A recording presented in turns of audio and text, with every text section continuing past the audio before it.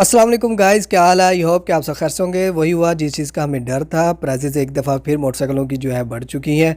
Video को and तक देखिएगा, वीडियो को लाइक कर दीजिएगा, चैनल को लाजमी सब्सक्राइब कर लें और बेल के आइकन को प्रेस कर लीजिएगा। आपको मैं बताता चलूँ कि YBR 125 जो है लॉन्च किया यामाहा ने, तो उसकी प्राइस इंक्रीज़ हो चुकी है।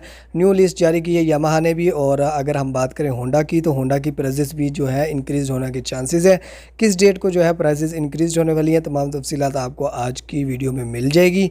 इस वीडियो को लाजमी लाइक कर दीजिएगा। सबसे पहले हम लिस्ट की बात कर लेते हैं। तो लिस्ट ये जो जारी की गई है 16 नवंबर की है। और इस लिस्ट के मुताबिक आज जो फ़िलहाल रेट चल रहे हैं वो मैं आपसे शेयर करने वाला हूँ। होंडा का भी मैं आपको बताऊंगा कि किस डेट को इजाफा होने वाला है। सबसे पहले हम बात कर लेते हैं YBR 125Z की। तो इस बाइक की जो प्राइस है 3,80,500 थी और अब 15,500 के इजाफे के बाद इस बाइक की जो न्यू प्राइस है 3,96,000 रुपये हो चुकी है। उसके बाद YBR 125ZDX है जो इस वक्त स्क्रीन के ऊपर देख रहे हैं आप। 4,08,500 इसकी प्राइस थी। 15,000 इजाफे के बाद अब इस बाइक की जो न्यू प्राइस है 4,23,500 हो चुकी है। YBR 125 की बात की जाए तो इस बाइक की जो प्राइस थी 4,19,000 रुपये थी। अब 16,500 के इजाफे के बाद इस बाइक की जो न्यू प्राइस है 4,35,500 हो चुकी है। YBR 125G की बात की जाए ब्लैक और रेड, इस बाइक की जो प्राइस थी 4,36,000 रुपये थी।